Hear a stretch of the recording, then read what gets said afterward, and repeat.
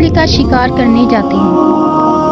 ایک اپنے بتوں کا نام لیتا ہے اور جال پھینکتا ہے، اس کے جال میں مچھلیاں آ جاتی ہیں۔ دوسرا اللہ کا نام لیتا ہے اور جال پھینکتا ہے اور اس کے جال میں کچھ نہیں آتا۔ کوشش کرتے کرتے شام ہو جاتی ہے تو اللہ کا نافرمان غیر اللہ کا پکارنے والا اپنی مچھلیوں کا تھیلا بھر کر لاتا ہے اور یہ اللہ کا ماننے والا اپنا تھیلا خالی لے کر آتا ہے۔